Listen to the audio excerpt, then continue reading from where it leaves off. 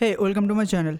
In this video, I'm going to explain about creating elastic network interface and multiple IPs on EC2. But first, I want to talk about elastic network interface and what it is and why it is, right?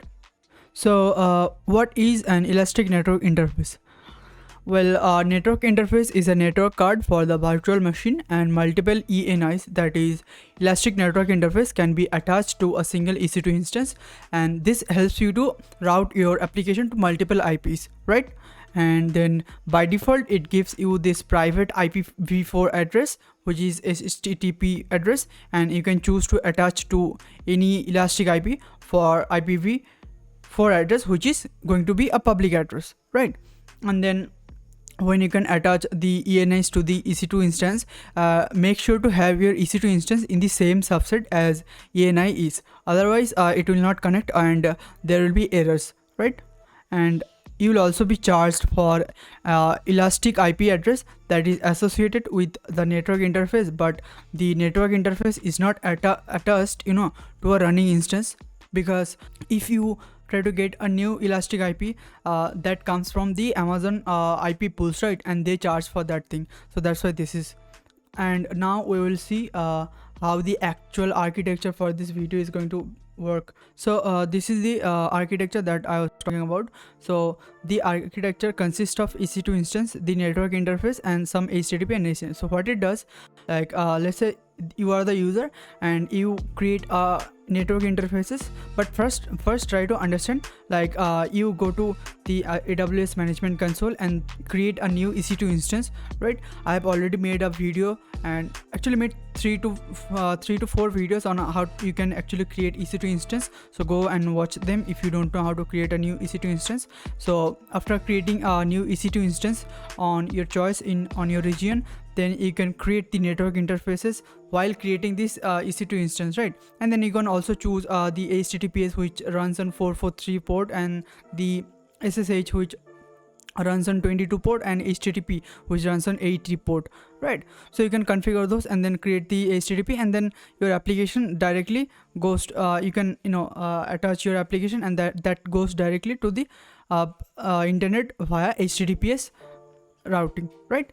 But then let's say you want to apply a new or maybe you want to access a new IP that can be accessed by this application that you want to host, right? For that, what you can do, you can create a secondary network interface, which is this network interface over here, right?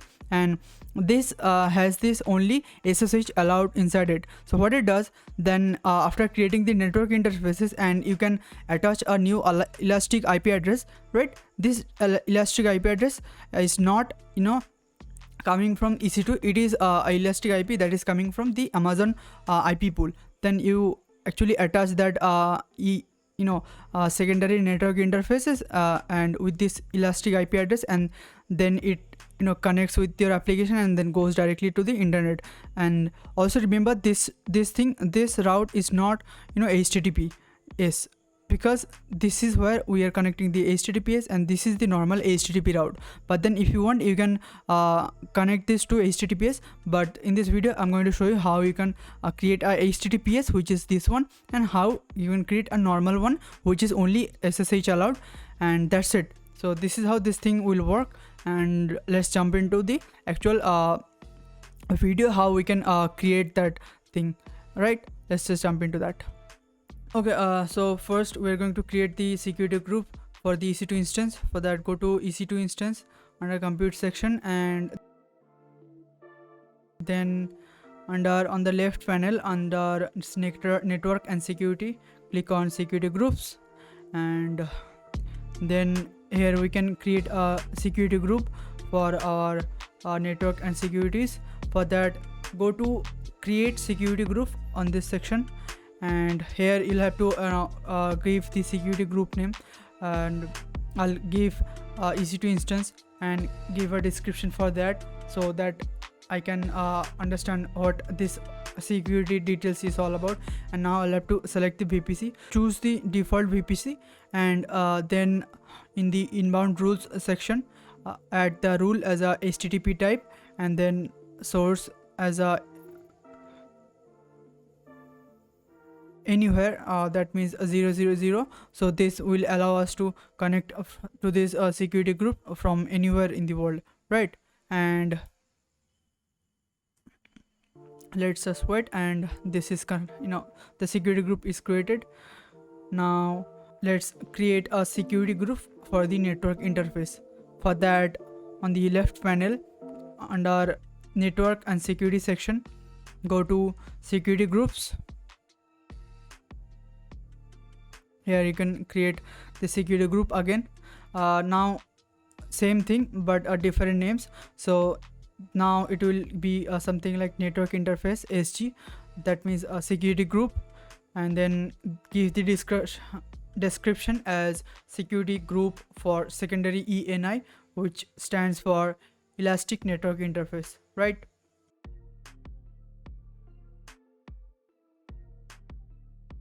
And then the VPC, again the default VPC. Now again set the inbound rules.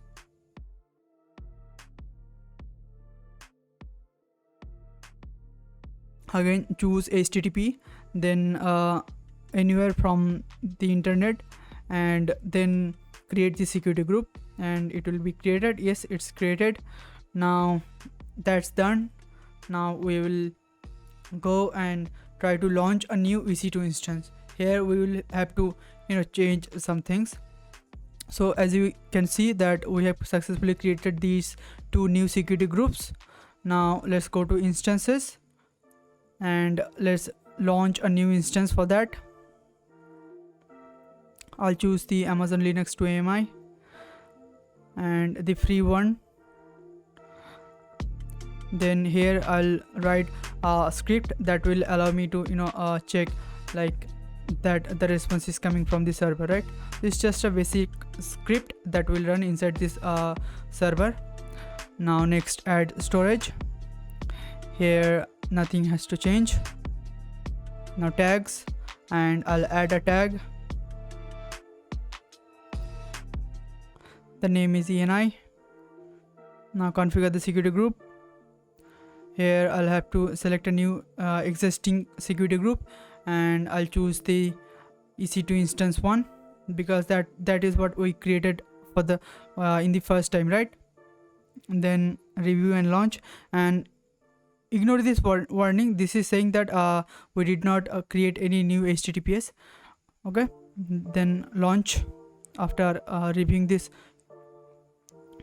then select a new key pair or maybe create a new one, right? I have one, so I'll just choose the existing one, and you can choose your own, and I'll hit launch instance, and yep, the launch is successful. Now here's the instance that is running, and in this instance I'll just name it something like hello YouTube. Yep, that's done. Now just select the availability zone and the subnet ID. We will need that in the future, right? So here's the subnet ID, and I'll just copy that, save it here, and the availability zone, yep, this one, copy this one, paste it in the notepad, save it, and now we'll go to the network interface again, and now we'll have to create a new network interface and give a name. I'll give the secondary ENI as a name because this is the second time that we're creating this network interface, and I'll choose the region that I just copied, well, like this one, the South B, so this second one. Then I'll select the IP4 as auto range. The auto reach or auto SN is similar, right? And now I'll choose the secondary security group, which is the network interface, which is this one, and I'll select that. Now for the tags, I'll give a tag as a key name and name as secondary, which is going to be our value for the name. Now create network interface, and it's done. Now we'll have to attach this to this our EC2 instance to the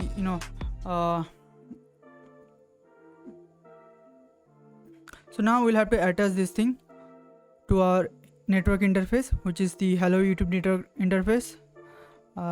Attach is done. Now we'll have to allocate the elastic IP, right? For that we'll have to create one. Remember, we are talking about elastic IP. So now go to elastic IP and create allocate elastic IP address and allocate. So this was I was talking about, that we'll have to take a new IP from the Amazon's pool, right? And here's the IP that we got from the elastic AWS IP pool. Now I'll just associate this to the elastic IP, to the network interfaces that we created earlier, and I'll connected this to the secondary interface, and I'll just associate it. So here's the elastic IP associated with the secondary interface, network interface, the ENI, and now I can see that this is running. And if I click on the hello YouTube, and you can see I have successfully attached two private IPv4 address, and one of them is HTTP and one of them is HTTPS, right? Which you can also see by this public DNS, right? So now I'll just check if this is working, and if I check, yep, seems like it's working. Nice. And yep, this was it. And so if you like this video, let me know. And this was a quick video about how we can create this elastic IP address, and do subscribe and like this video. Bye.